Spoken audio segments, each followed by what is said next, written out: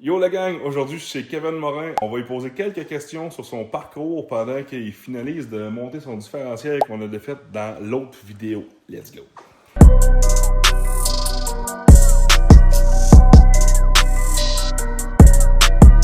Kevin! Hey! Qu'est-ce que tu fais? Là, j'étais en train de vouloir te montrer qu'est-ce que j'avais fait parce que là, en vrai, j'étais comme déjà prêt à le fermer, mais je voulais quand même te montrer le procédé de comment faire l'ajustement comment commencer au début à la base de la base. Ouais, parce que dans la dernière vidéo, on avait démonté le diff, on avait tout checké un peu l'éclairance, tout ça. Là, toi, pendant ce temps-là, tu l'as ajusté parce que quand même une bonne procédure, tu vas l'air à dire. Hein? Ouais, exact. Fait que j'ai enlevé les O-rings qui sont justement là pour faire comme ce que je vous disais justement sur la feuille qui disait, mettons, Oui. le side bell preload, qui est comme le début avant de commencer. Fait que moi, présentement, je suis à peu près à 9, là, le 10, je le trouve un peu serré, là, mais je suis à peu près à 9 millièmes de side preload, vu que les O-rings sont pas dedans, justement, là.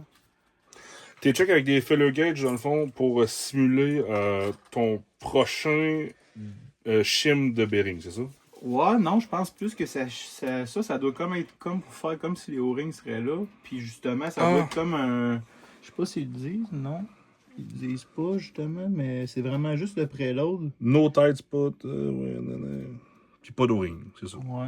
Fait que dans le fond, moi, aussitôt que j'ai entre 8 et 10 sites, c'est là que je commence à faire mon ajustement, dans le fond. Fait que là, le dedans, il est comme déjà. Je l'ai déjà lavé. Ah. Fait que tous les intérieurs sont propres. Fait qu'ici, dans le fond, comme on disait, les bearings viennent justement d'importer là. Puis tous les petits washers Les sont shims. ici, se trouve être les shims que j'ai joué avec. Fait que là, présentement, vu qu'on a notre 8 à 10 millième, je peux plus changer de shim. Des shims là, je peux les jouer de en haut en bas, mais je peux plus en ajouter, puis je peux plus en enlever. OK. Fait que présentement, vu que j'étais trop serré d'un bord, trop lousse, ben moi j'ai juste rapproché dans le fond ma pignonne puis ma couronne ensemble. Fait que j'ai comme enlevé des chiffres d'un bord pour leur transférer l'autre bord jusqu'à temps d'arriver à mon chiffre que je voulais un coup qui s'est serré. Fait que dans le fond, tu te trouves juste à changer ta couronne de position pour aller la rapprocher ou la rééloigner Là, on l'a rapproché parce que justement on avait une trop grosse clairance. de la pignonne. Elle, Ouais, exactement. OK. Fait que dans le fond, là, présentement, aussitôt que je vais remettre ça par-dessus, que je vais resserrer ça, je reprends ma clairance comme je vous l'avais montré le dernier coup sur mon chef Ouais, ici. c'est vrai, ouais. Puis je vais vous le montrer, là, mais je vais surmettre à mon chiffre parfait que je voulais, que je serais prêt à tout serrer ça au final, remettre toutes mes bottes. Puis après ça, on serait prêt à le remettre sur le char. Qui était 4 à 6 Ouais, 4 à 6 millièmes. millièmes. Oh.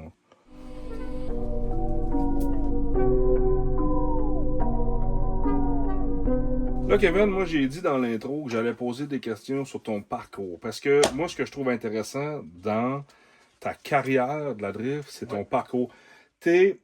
Si on peut le dire comme ça, tu es un vétéran de la drift au Québec. Tu serais probablement même le plus vieux drifter qui a été constant à toutes les années, c'est ça?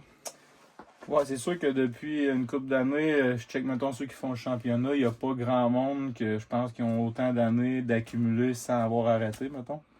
Parce qu'en vrai, je pense qu'il y a Landreville qui est revenu.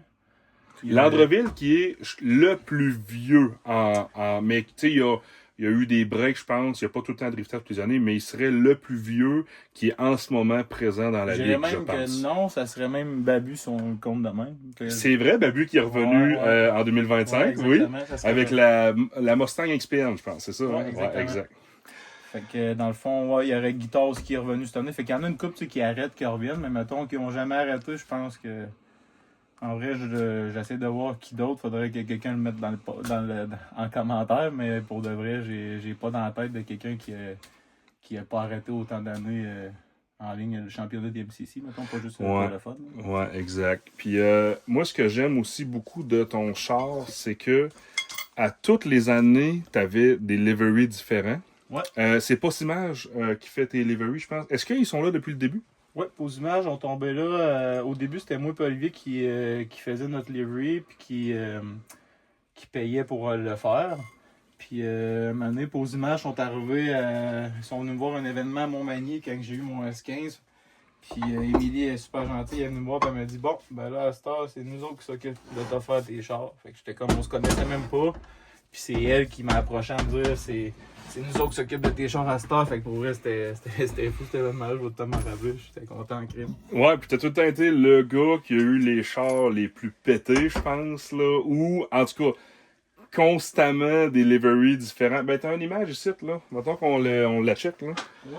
T'as ça dans la porte de ton trailer, je pense, en plus, hein? Ouais, mais lui, dans la porte du travail, il est comme optimisé avec les années. Parce que ça, c'est Ok. comme la dernière année du char qu'on a En équipé. 2022, ça, c'est ça, ok.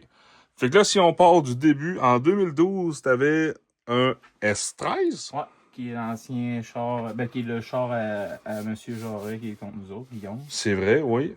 Puis moi, je l'ai vendu dans le fond à François Pérusse qui était dans le programme dans le temps. Puis lui, il l'a gardé une couple d'années, puis après ça, il l'a revendu. Fait que c'est tombé dans les mains à Guillaume. Puis nous autres, après ça, on est allé avec le S15. Puis que là, si on part du début, 2012, t'avais un livery KSK. Après ça, KSK qui est la compagnie à Oli, ton gars de fab. Ouais, Olivier qui avait parti une compagnie de linge dans le temps qui était le KSK. Puis on a transformé ça en KSK Drift Team qui était rendu nous autres en drift. Puis on est tout le temps gardé ce nom d'équipe-là. Puis par la suite, il y a Exo qui a embarqué, qui a voulu être majeur avec nous autres. Puis il y a eu 9 mm avant, mais là, la boisson, Elle existe plus. ça n'existe plus. Exo qui sont encore avec toi aujourd'hui. Oui, encore avec moi aujourd'hui. C'est vrai. Puis, Qui fournissent tes vêtements, justement. ouais, Oui, exactement, c'est ceux-là qui nous fournissent à linge tout le temps. Puis, mettons qu'on part du début, là, Ouais. dans tes premiers championnats, t'as gagné un championnat quand t'as commencé, t'as gagné des podiums. Comment que ça a comme parti? Dans le fond, la première année, ça a été en 2011. On était à Sainte-Croix dans une compétition amateur que justement, c'était Landreville qui était juge. Puis il y a plein de monde de Drift 2 qui était venu que je considérais comme les meilleures personnes de Drift 2. Il y avait Alex Michaud, Sébastien Lemoine, il y avait Tom Tom qui avait gagné le championnat Pro-Am. Puis on était toutes là ce journée-là. Puis je pensais pas gagner, mais j'étais là pour le fun, comme j'ai tout le temps fait pour la drift. Puis finalement, ça a donné que ce journée-là, j'ai gagné l'événement. T'as gagné l'événement, ce qui était une compétition amateur, c'était pas le DMCC. Là. Ouais, exactement. Ça, c'est avant même d'avoir ton premier livery. J'étais déjà les vues parce que je roulais sur le chemin. Il faudrait que je vous envoie des photos, là, mais je roulais déjà sur le chemin avec un livery vu que je trouvais ça super cool. Ça devait attirer les polices, en Ouais, j'ai ça exactement. Je vais sûrement faire ça cette année. Après ça, en 2011, tu gagnes cette compétition-là, la piqûre à de pogne. Ouais, là, quand la compétition a pogné, je pensais jamais faire de DMCC, mais clairement, j'avais pas tant les moyens, mais je me suis dit, puis on s'essaye. Fait que là, j'avais trouvé un peu des amis qui m'avaient aidé à faire la cage. J'avais cancellé le tour du chemin. En vrai, j'étais encore à la banque. Je devais devoir encore 15 000 à la banque, puis j'étais rendu que j'étais en train de faire un show DMCC. Ça, les gens, on fait pas ça. Non, c'est pas ça. Mais il est pas arrivé en plus un accident avec. Oui, ouais. c'est ça. Fait que là, l'accident, c'est à 112 ici, qui fait que j'avais plié les queues de frame. Pas les queues de frame, mais les subframes. Fait que là, on a arrêté ça pendant un an, jusqu'à temps de se trouver de l'argent pour réparer ça. Puis c'est ça. Après ça, on est retombé en mode plus compétition, faire vraiment des drift day, puis se déplacer à une piste au lieu de faire ça dans le chemin, qui est vraiment mieux. En 2012, ça, ou c'est encore en 2011? Ça devait être en... Ouais, moi je pense C'est même que loin, ça devait être 2011, ça, ouais. Quand c'est arrivé l'accident, si je me trompe pas. En 2012, ça a commencé la compétition DMCC. Ouais. Ça fait-tu longtemps que ça existait, le DMCC, au Québec, ou... Je me rappelle bien, moi en 2008, j'avais été voir ça. Fait que ça existe encore, mais si je me trompe pas, c'est peut-être 2006-2007. Faudrait voir dans les belles revues Québec Tuning. La date 2008 me dit de quoi, là? Peut-être quand que ça l'a venu comme plus populaire, ou... mais 2008, hey, j'avais 12 ans. Parce que j'ai des vieilles revues en haut Québec Tuning, justement, que quand la drift est arrivée au Québec, je pense que c'est 2005, puis j'ai vraiment les premiers événements de Saint-Eustache. Ouais, faudrait que je te montre ça. Ouais, c'est quand même intéressant, ça. On va sûrement essayer de trouver des archives. Après ça, 2012, tu fais ton première saison complète. Ouais, là j'ai fini deuxième au championnat en arrière de mon ami Maxime Lemoine, que lui avait vraiment eu une foutue belle saison. C'était fou, là. Puis après ça, l'année d'après, on pouvait soit passer en pro, rester en pro-am. J'avais décidé de passer en pro parce que je voulais me donner un challenge, j'allais avec les meilleurs, même si les gars avaient beaucoup de moteurs puis qu'ils étaient quand même vraiment meilleurs.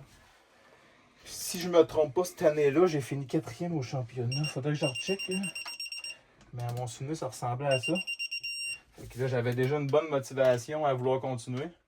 Puis après ça, on s'est toujours maintenu. Je pense qu'il y a une saison qu'on a fini 6e dans toutes ces années-là. Puis ça a été la seule. Sinon, on a peut-être été 4e minimum au championnat. Ouais, ben moi, je me souviens, souvent, on dit que t'es un des plus vieux et le gars qui a gagné le plus souvent, le plus de championnats. T'as 2 championnats à ton actif ou?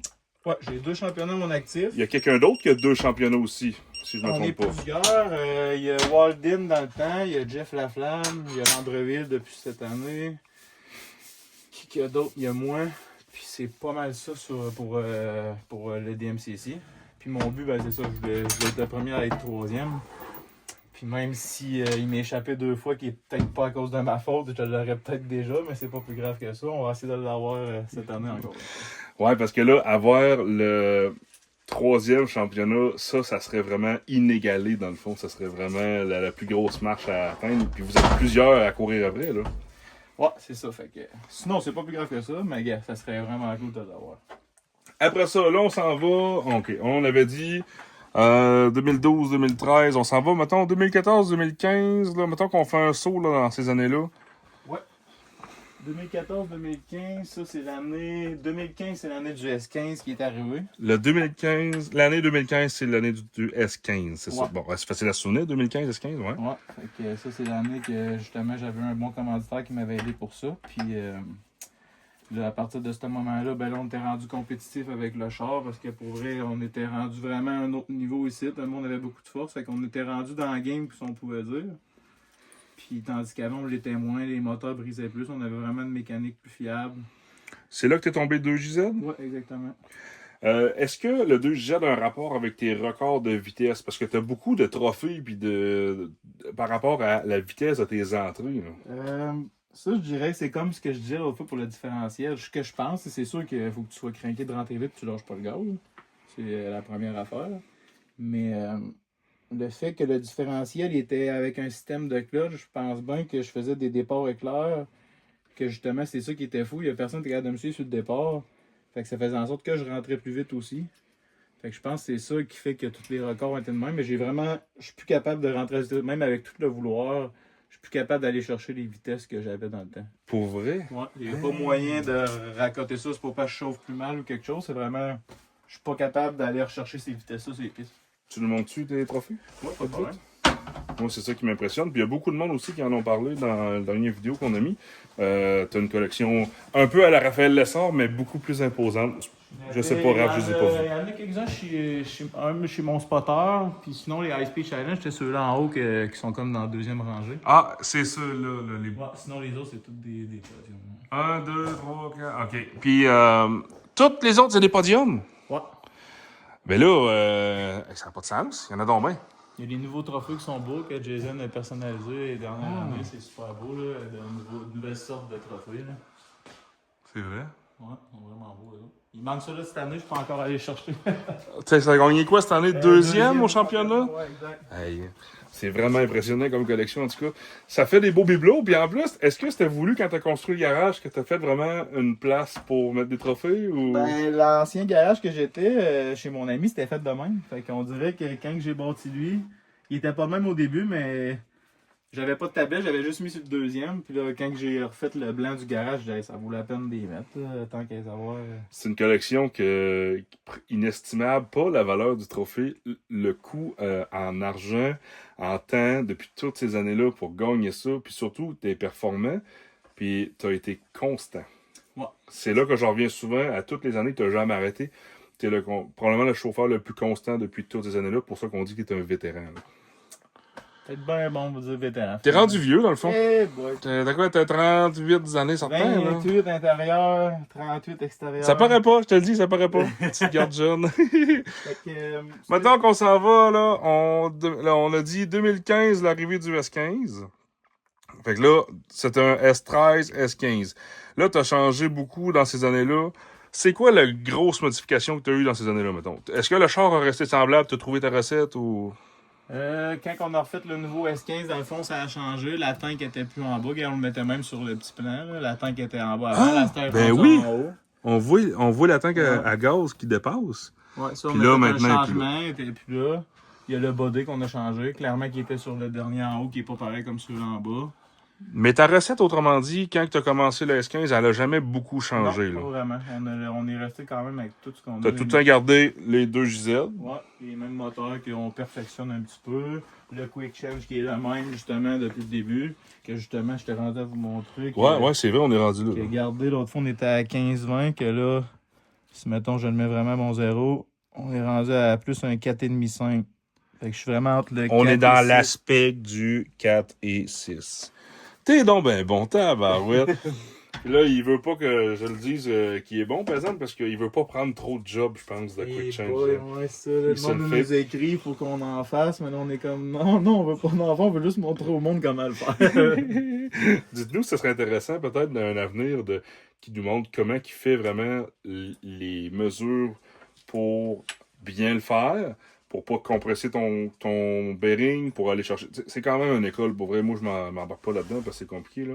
Mais c'est vraiment complexe parce que tu peux le briser aussi, si Oui. tu l'ajustes mal. C'est sûr que si tu recheckes pas ton backlash, parce que ce qui est bizarre que je peux dire tout de suite, c'est que même si tu mesures d'un bord à l'autre, puis tu dis j'avais exemple 12 millièmes de trou de clairance, puis ça donne que tu as un beau chiffre de 12 millièmes d'un bord, puis tu le transfères de l'autre bord en disant ça va être l'idéal, ça se peut que quelqu'un qui te resserre tout ça, c'est pas moins 12 que ça l'a donné de l'autre bord. Fait que c'est Non, ça que c'est des ça. fois que c'est un peu plus plate, tu penses l'avoir eu, mais tu recommences plusieurs fois. Fait que moi, après ça, un coup que je suis comme dans mon spec, ben, il me reste juste à tout resserrer, remettre un peu ce que je disais l'autre fois, la petite Oui, chine qui disait ici en arrière. la flex, la Ouais. botte pour le flex. Là. Ouais, exactement, le remettre à la bonne place. Puis en vrai, ils disent tout comment le faire aussi. Ils disent vraiment d'ajuster, Ouais, de le pas ça. reculer d'un corps. Fait que tout est là, fait que ça va être prêt à s'installer. Mettons qu'on finit ça avec la version aujourd'hui du S15.